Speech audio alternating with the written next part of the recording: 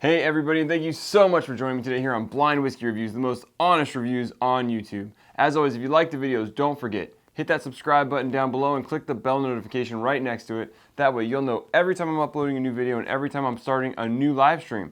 Today we're doing another episode of No Time Like the Present. But before we get into this whiskey, I'm going to stick a poll up here. I would love to know, I'm going to put a few options up there of different whiskeys I have that are relevant to right now. I want to know what's the next one of these episodes you guys would like to see. I'm going to list a bunch of options up here. I might have too many. If I do have too many, I'll put 2 polls. So if there's 1 poll, vote once. If there's 2 polls, you can vote in each. You can put 2 votes up. So I'm not sure quite how many I'm going to put up. But once the poll goes up, you'll see, like I said, vote once or twice depending how many polls there is, and let me know what whiskey you'd like to see me do next in my next segment of this No Time Like the Present. But without further ado, today we're going to be doing a No Time Like the Present review and cracking this brand new bottle open of the Old Forester 1910. And the reason I wanted to do this one is this whiskey popped up in the news this week because Old Forester finally announced that they've caught up, they've made another batch, and they're going to be re-releasing this whiskey in a wide distribution, so hopefully it'll be available for everyone to get. Previous to now, when they released this whiskey the first time, it didn't have enough to go around. They ran out way quicker than they anticipated running out of this whiskey in, and it didn't even get to all 50 states. I think they said it only made it into 30 of the 50 states.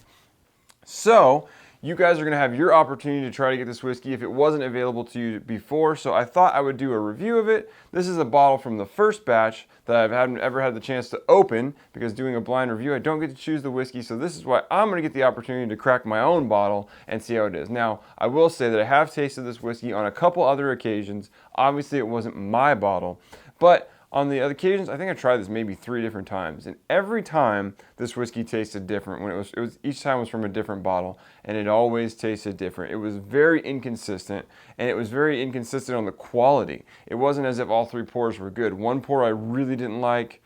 One pour was pretty decent, and the other pour was whatever. Like it was kind of a wide variety of how I felt about it, and they tasted significantly different.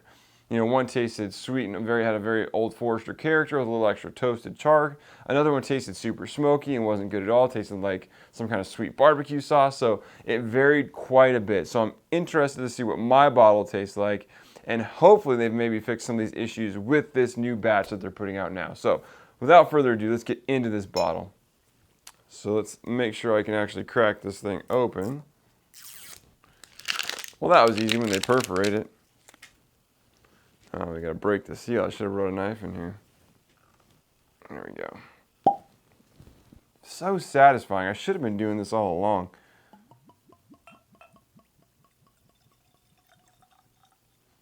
Alright, that's a healthy pour.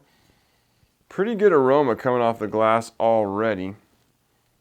Nice and sweet. Really, really dark color on this. I mean, I've said this before, this is about as dark as you're going to get on whiskey for the most part. If this isn't mahogany, I don't know what is. Tons of sweetness. Definitely got that Old Forester nose to it, but with a little extra. There's definitely like an extra toasted char note to it, but this smells to me like the batch of this whiskey that I liked. It was more toasted, more charred. And if you don't know the process on this whiskey, is they do some extra toasting to the barrel, extra charring to the barrel. They burn this barrel almost to the point of it just falling apart. They really just char the hell out of the barrel. And so it's giving it a lot of extra color, as you can see, and hopefully a lot of extra char character and flavor from that barrel. So,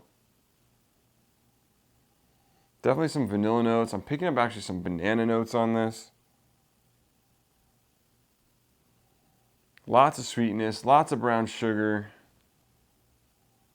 lots of toasted barrel and char. I mean, at this point it smells great, so I can't wait to get into the taste. Cheers.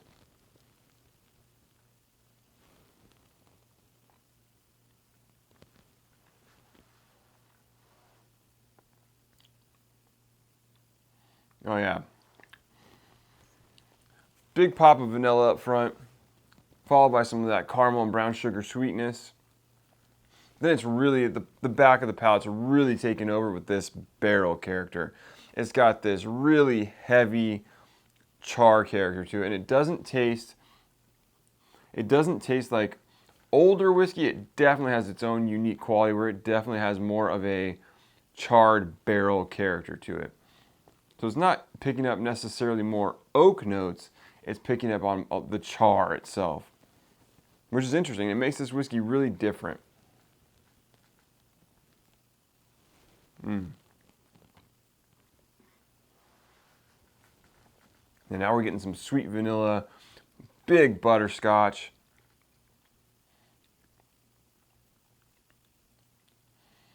And then that char just kind of finishes you off.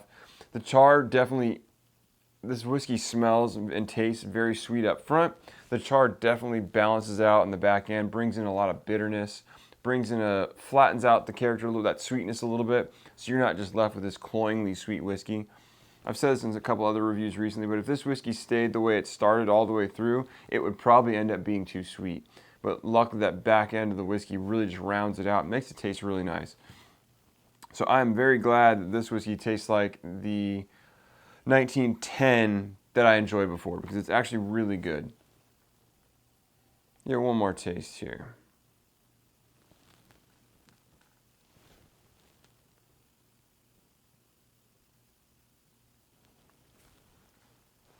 There's definitely some banana here.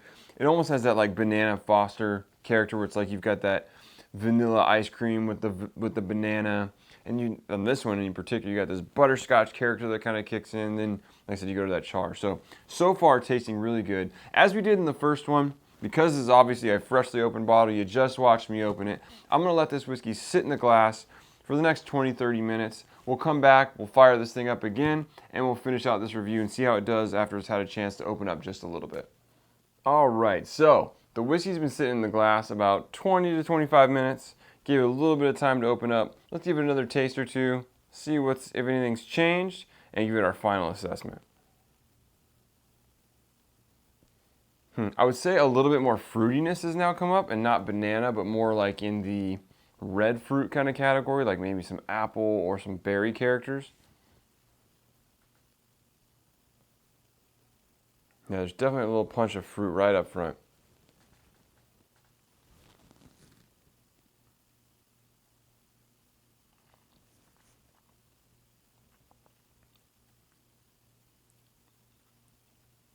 Palate hasn't changed much. I mean, we're definitely still in that big blast of vanilla, a little bit of banana, a lot of caramel and brown sugar.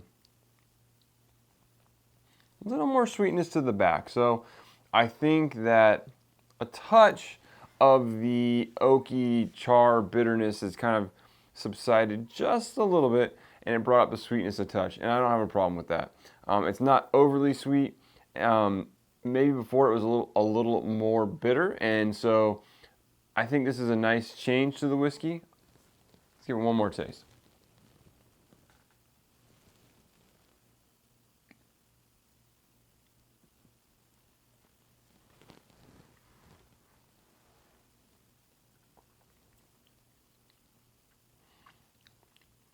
Yeah, more of the same. So to wrap this up on this whiskey, I think this is really good. You definitely need to like, it's not smoky, but it's definitely has a strong char character. So as long as you're okay with that, I think you're really gonna like this whiskey. We've got a lot of great flavors, a lot of big sweet notes. Like I mentioned in the review portion of this, we got a lot of vanilla, a lot of brown sugar, a lot of caramel, a lot of banana.